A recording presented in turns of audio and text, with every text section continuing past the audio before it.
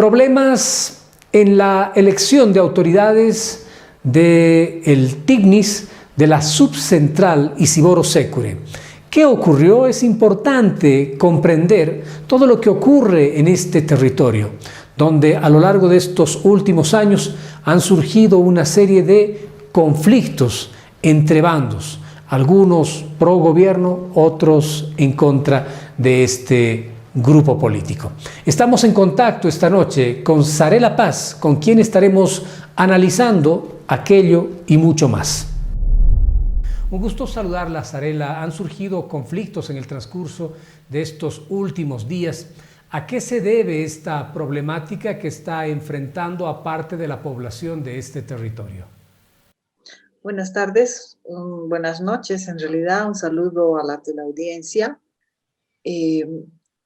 Como usted dice, nos hemos enterado por la prensa que en el territorio Parque Nacional Isiboro Secure se han suscitado conflictos, tensiones entre miembros y partes de las comunidades que componen este territorio. ¿Cuál es la causa, la razón principal? Bueno, la causa y la razón principal se debe aquí en la subcentral, según estatutos, mejor dicho, en el territorio, según estatutos. Cada 4 años se tiene que hacer el cambio de dirigencia. Es decir, cuando eligen un dirigente, este hace su gestión por el lapso de 4 años. Entonces, cada 4 años, como cualquier proceso donde uno elige a sus representantes, uno tiene que hacer el cambio, tiene que hacer la renovación, tiene que elegir nueva gente. Entonces, lo que ha estado aconteciendo es básicamente que durante el 2020 ya se tenía que haber hecho este cambio y esto se fue prolongando en cierta medida razonable y entendible por todo este tema de la pandemia que estamos viviendo, pero ya a finales del 2020 las comunidades empezaron a deliberar sobre el tema y a plantear con bastante fuerza que se requiere llamar a un encuentro de corregidores justamente para hacer el cambio. Esa es la instancia para elegir nuevas autoridades. A raíz de ese motivo, varias comunidades tuvieron que tomar la iniciativa porque el presidente saliente, que era Domingo Nogales, no hizo ninguna convocatoria, de alguna manera hizo caso omiso a estas peticiones que tenían las comunidades. Y bueno, las comunidades en el marco de las interacciones que tienen, de las actividades colectivas que tienen, decidieron convocar o elegir un comité ad hoc para que este comité ad hoc sea el que tenga esta potestad de poder convocar a un encuentro de corregidores y elegir una nueva autoridad. Entonces eso es lo que ha acontecido. Se ha convocado a un encuentro de corregidores en la Junta, como le dicen, de Santa María, que es justamente la Junta del Isiboro con el Secure, y se invitaron a todos, se invitó también, según consta las actas que he tenido la oportunidad de revisar y me las han compartido, se invitaron a todas las comunidades y también se invitó al presidente saliente, que es Domingo Nogales, pero no, él no vino y también algunas comunidades no vinieron. De todas maneras, el encuentro de autoridades corregidores del territorio se llevó a cabo y se eligió pues una nueva directiva. Esta nueva directiva, una vez elegida como parte de sus funciones, bajó a la ciudad de Trinidad, digo bajó porque se van por el río, a la ciudad de Trinidad justamente para ocupar las instalaciones de la subcentral TICNIS que están en la ciudad de Trinidad.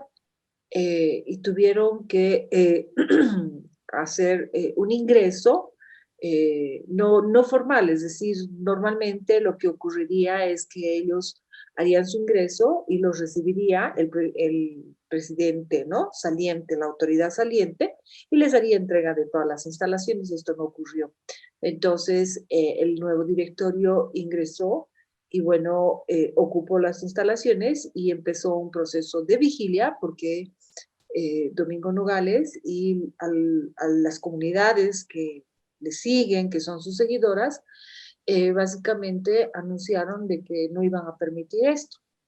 Entonces, en este proceso el nuevo directorio que ocupa las instalaciones de hacer la vigilia y el llamamiento del anterior presidente de la subcentral a que no se puede permitir eso y de que los vayan a desalojar, se establece justamente este escenario que después seguramente usted y los que nos están escuchando han debido ver, una tensión, un conflicto entre, entre dos posiciones que hay dentro del territorio y que efectivamente no son nuevas, son antiguas. Tienen que ver con el conflicto de la carretera y con la intervención del gobierno del MAS en el sentido de haber partido la organización, haber dividido a las comunidades y hacer que los consensos que se construían de manera tradicional y casi recurrente en ese territorio se hayan visto dificultados desde entonces. Entonces, a eso obedece el conflicto, Mauricio.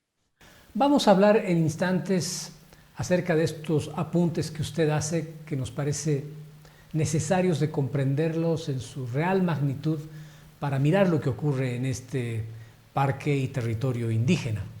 Nos gustaría saber si en este sentido don Benigno Noza se constituye en este momento en un legítimo y legal, de acuerdo a todos sus procedimientos, presidente y representante de las comunidades indígenas. Bueno, yo voy a dar mi opinión como analista. De todas maneras, esta es una pregunta muy importante que tienen que responderla las comunidades y los miembros de ese territorio. Por eso digo, yo voy a dar mi opinión como analista, pero usted sabe que la legitimidad es un concepto que tiene que ver con que yo acepto algo.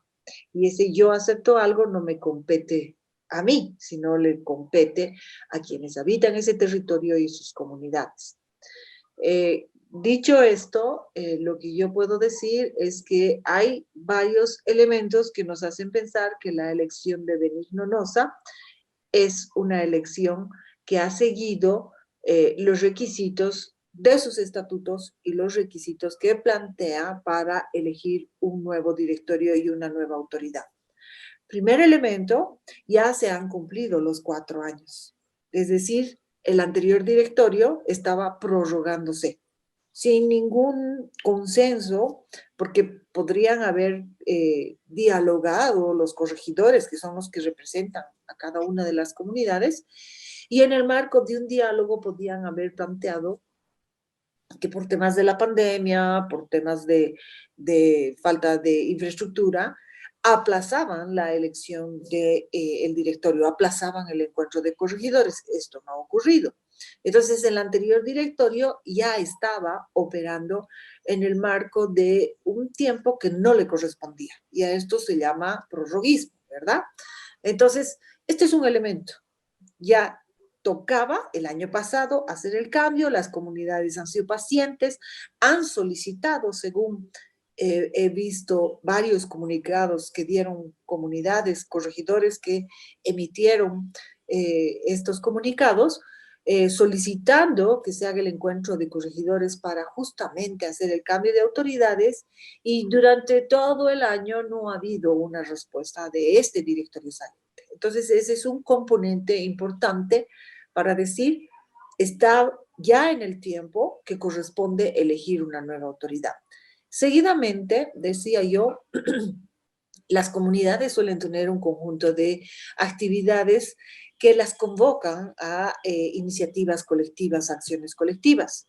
Y esto supone para ellos justamente intercambiar opiniones, ejercer posición dentro del territorio. Entonces, a partir de agosto, septiembre, las comunidades han tenido una serie de actividades relativas a sus módulos ganaderos, ¿no? Como es periodo seco, entonces es el tiempo donde trabajan, acomodan los hatos ganaderos, tienen varios módulos ganaderos como parte de los planes de desarrollo comunitario.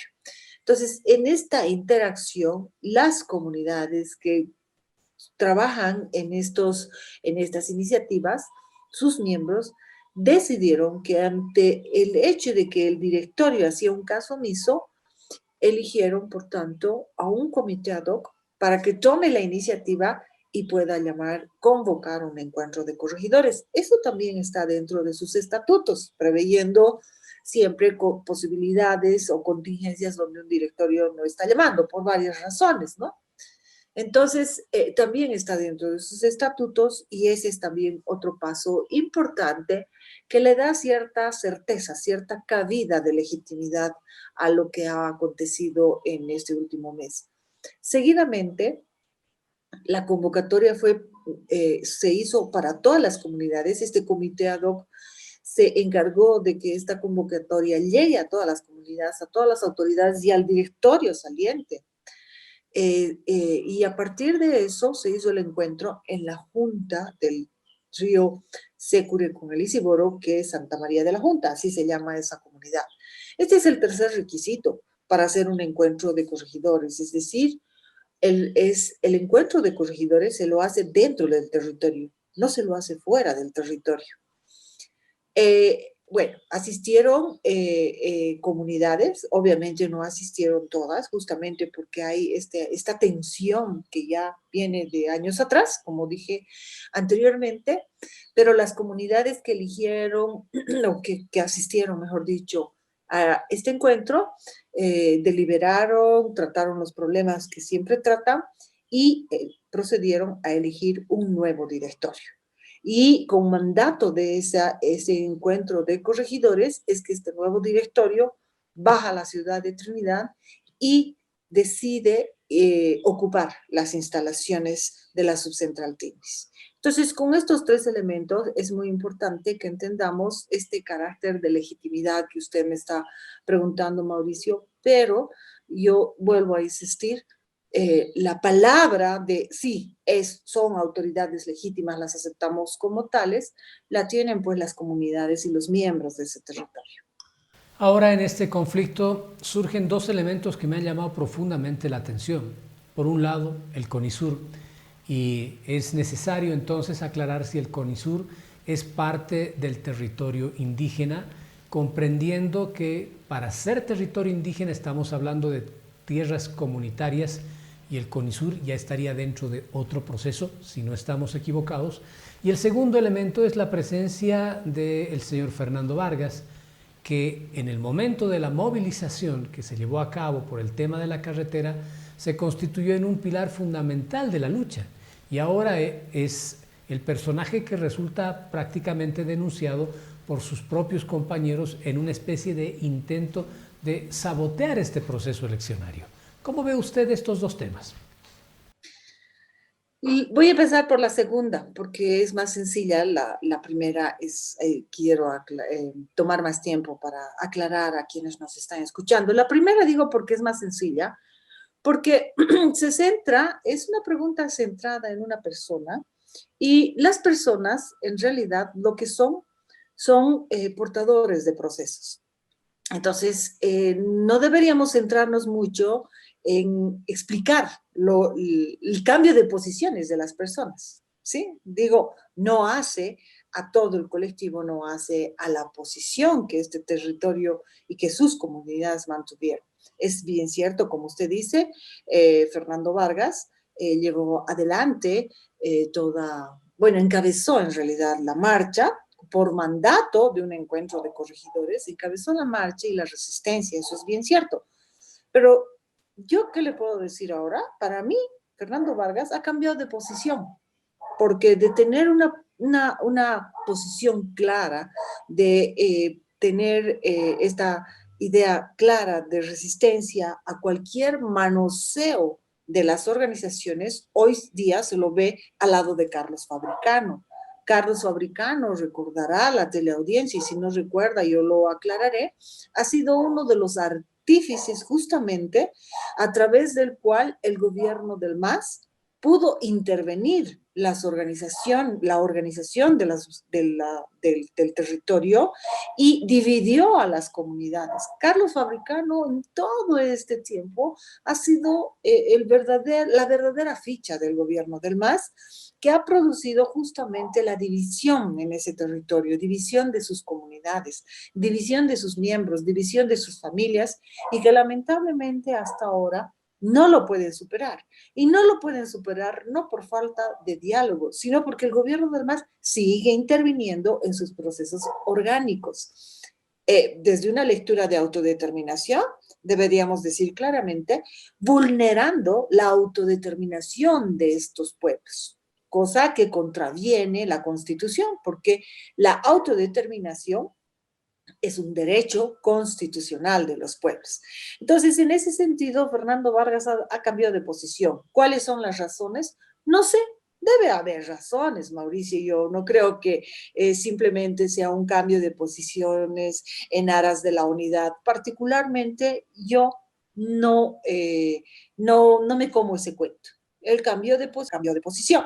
Pero yo no voy a quedarme más tiempo usando más tiempo en la explicación del cambio de posiciones de una persona. Hoy en día, para cerrar, Fernando Vargas ya nos representa esos pulsos orgánicos de comunidades que resistieron en un pasado a la construcción de la carretera y hoy día resisten a la intervención de su vida orgánica por parte del gobierno del MAS, ¿sí? Entonces, Fernando Vargas ya nos representa eso, representa más bien al otro lado donde está la intervención, el manoseo, la digitalización y, si queremos, y es correcto decirlo, la tutela de la dinámica orgánica, de la dinámica de decisiones de estas comunidades y de este territorio por parte de un gobierno, en este caso el gobierno del MAS.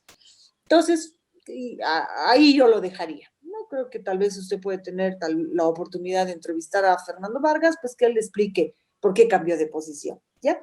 La segunda cosa es más compleja. Y es más compleja en el sentido de la historia que se tiene.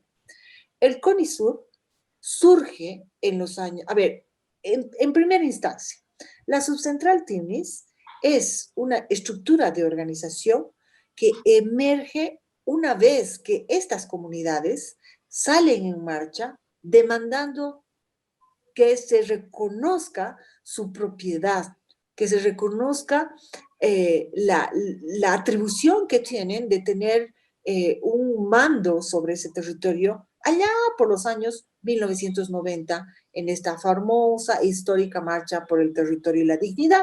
Seguramente muchos de los que nos están escuchando van a recordar y tal vez los jóvenes no tanto, pero los jóvenes también relativamente pueden estar informados porque este es un conflicto que data desde el 2011 y desde entonces no ha sido superado. Básicamente son 10 años, vamos a cumplir 10 años con agosto, Mauricio. Entonces, este territorio se organiza en un momento posterior a esa marcha, está Jaime Paz de presidente, se les otorgan unos decretos supremos con la mira de que se iba a trabajar toda la figura jurídica para que efectivamente esta propiedad colectiva se consolide. Retornando de esta marcha, se da justamente un encuentro de comunidades, de corregidores, que es justamente la instancia máxima de decisión de ese territorio, y se estructura la subcentral TIGRIS. Posteriormente a eso, en los años 90, más adelante por el 97, 98, el tema de la parte sur de este territorio es el talón de Aquiles. Sabemos por qué, porque en la parte sur de este territorio, desde los años 80 hay ingreso de productores de hoja de coca. Y si en los años 90 este ingreso ya no podía haber sido seguido desarrollándose, lo cierto es que se sigue desarrollándose. Hoy día mismo, Mauricio, si usted y yo vamos a ver que la figura de ingreso y de avasallamiento, porque eso ya es una figura jurídica, es una figura de avasallamiento, sigue en dinámica. Entonces, allá por los años 97, 98, se estructura el CONISUR, que es el Consejo de Comunidades justamente de Yuracarés y de Trinitarios, que son los que viven en esta parte sur y están en la frontera con la colonización, con la producción de hoja de coca, y se estructura con la mira de que ellos puedan efectivamente enfrentar este proceso de avasallamiento. Ese fue, allá en los años 90, fines de 90, el objetivo central. ¿Por qué? Porque ellos decían, la subcentral está en Trinidad, está muy lejos. Si el día de mañana ingresan a mi territorio, ¿dónde yo voy a ir a reclamar? ¿A qué autoridad? ¿Cómo nos vamos a movilizar? Se entiende, se entiende. Pero mire, Mauricio, si estamos hablando del 97-98, básicamente, descontemos 97, 98, 99, estamos hablando de 21 años ya de un largo proceso de dinámicas que se dan en la región sur de este territorio y de dinámicas propias que ha tenido el CONISUR a lo largo de estos 21 años. ¿Cuál es la dinámica central? La dinámica central es que estas comunidades, al estar justamente en frontera y en una interacción con los productores de hoja de coca, no han podido evadirse de una dinámica económica y política que es mucho más grande que ellos, que tiene la envergadura de las decisiones es sustancialmente mayor a lo que estas comunidades pueden hacer. Entonces, a lo largo de estos 21 años, lo que ha acontecido es que los productores de hoja de coca y sobre todo los sindicatos de producción de hoja de coca se las han fagocitado a estas comunidades. Esa es la palabra que me parece corresponde usar. Se las han fagocitado en el sentido de que se las han comido en términos de sus dinámicas económicas y políticas. ¿Por qué digo de sus dinámicas económicas y políticas? Dinámicas económicas porque estas comunidades no han podido eludir ese su contexto en el que están viviendo y han terminado siendo también comunidades que producen hoja de coca. Segundo, políticamente se las han fagocitado porque el sindicato de productores de hoja de coca es el que reina, es el que manda, es el que define aspectos políticos en la zona de frontera y es muy fuerte, ¿no? Creo que no necesito hacer demasiada explicación. Los cochabambinos en general sabemos la fuerza que tienen las federaciones del Trópico de Cochabamba en términos de su acción y en términos de su capacidad de poder. Estaría de más que desarrolle un análisis sobre esto, basta con decir que han logrado colocar un presidente en este país. Entonces, se los han fagocitado políticamente en el sentido de que las han terminado involucrando en su propia dinámica, con un elemento sustancial. Si produces hoja de coca ahí en esa zona de frontera, tienes que estar sindicalizado. Si no estás sindicalizado, no puedes producir hoja de coca. Si usted quiere, es una ley de usos y costumbres in situ. Puede no estar escrita en la Constitución o en otros rangos de ley, pero localmente es una ley que se fundamenta en usos y costumbres. Yo quiero producir hoja de coca, tengo que estar afiliada a un sindicato. No estoy afiliada al sindicato, no puedo producir, me la van a erradicar. Mucho más teniendo en cuenta que estos últimos 20 años, lo que se le llama el control social, que está en manos justamente de los sindicatos y de las federaciones del Trópico de Cochabamba, es básicamente lo que controla, lo que establece un conjunto de políticas en la zona. Entonces, por eso digo, Mauricio, se los han fagocitado.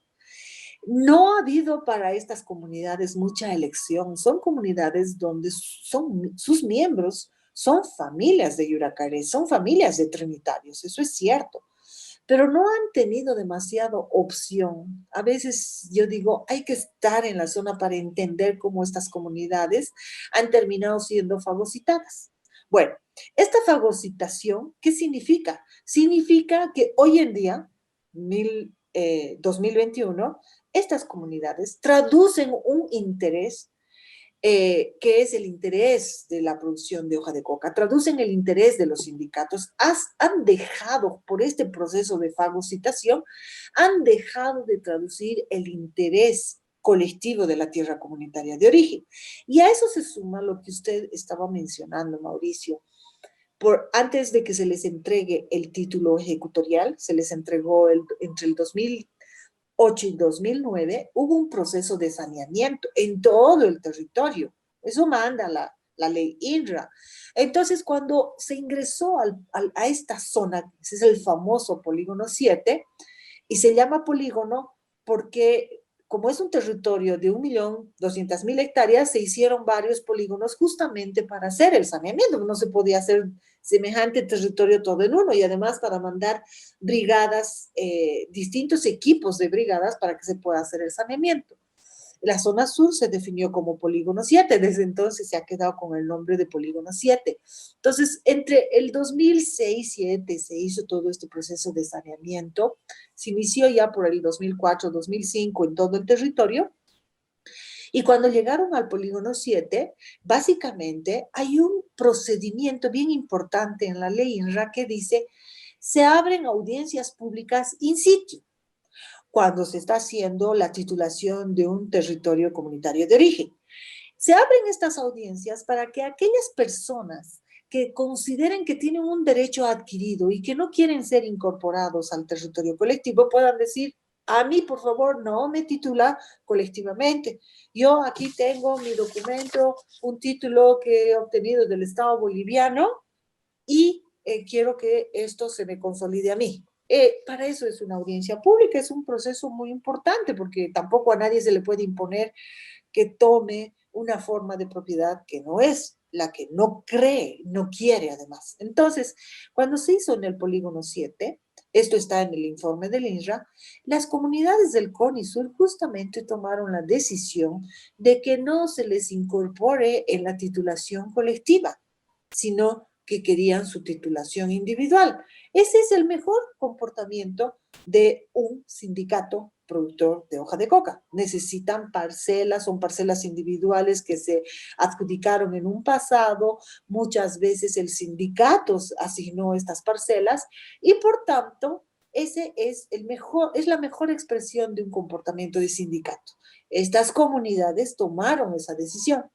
La única comunidad que pidió en esa audiencia pública que se le titule colectivamente como comunidad indígena, lo cual se incorpora al territorio comunitario de origen, es Santísima Trinidad, que es la comunidad que cuando nosotros ingresamos al parque, llegamos al río Isiboro, y ahí estaba el famoso Puerto Patiño, pasamos Puerto Patiño, atravesamos la comunidad, este sindicato que se llama Villa Bolívar, en el cual es miembro, por ejemplo, el señor Gumersindo Pradel, que tal vez la audiencia se acuerda, porque él tuvo acciones de mucho protagonismo cuando hubo el conflicto allá por el 2012, el 2013, el 2014. Entonces se pasa Villa Bolívar, se atraviesa el río Sesazama y se llega a esta comunidad Santísima Trinidad. Fue la única, el resto no. ¿Qué podemos decir? Eso, que esta es una expresión de esto que le mencionaba Mauricio, de comunidades que han sido fagocitadas por una dinámica económica y política. Ahora, yo como analista le puedo decir lo siguiente, esas comunidades, desde su inicio, desde que allá por los años 90, desde el inicio de esta tensión que tiene el país, en realidad el 80, porque fueron las primeras olas de migración, de ingreso y de avasallamiento, estas comunidades han vivido muy presionadas. No es nada fácil vivir día a día la presión de los sindicatos productores de hoja de coca y de las federaciones del trópico, que siempre han logrado nuclear y actuar con un espíritu de cuerpo. No es nada fácil. Entonces, yo le puedo decir que la decisión que tomaron estas comunidades de que se les titule individualmente es una decisión donde ya está la mano de las federaciones, de los sindicatos, porque estas comunidades han sido muy presionadas para que opten por esa vía. ¿Por qué? Porque en el marco de este conflicto, nuestros actores, en este caso los actores indígenas, y al otro lado los actores que son los productores de hoja de coca, tienen ambos una conciencia clara de que si se hubiera procedido a una titulación colectiva, la figura del avasallamiento hubiera sido mucho más pesada en su penalización. La figura de intervenir, ir comiendo día a día ese territorio, hubiera sido mucho más penalizada. Entonces, esto sí fue pensado políticamente. No se titula colectivamente porque entonces es como una parte de ese territorio que se está desmembrando, está pasando a ser propiedad individual parcelaria y por tanto todas estas prerrogativas de derechos que tiene la tierra comunitaria de origen, pues no es algo a lo que se pueden acoger. Eso yo le podría decir, Mauricio. Bueno, entonces finalmente, Sarela, si es que lo he entendido bien, este sector del polígono 7 de CONISUR no debería participar en la elección de una mesa directiva, de un presidente en la subcentral TIGNIS. Probablemente esta comunidad que es Santísima Trinidad, sí, porque se acoge a este tema de la producción de la tierra comunitaria, pero no este otro grupo que prácticamente ya está viviendo en otro tipo de condiciones, ¿cierto?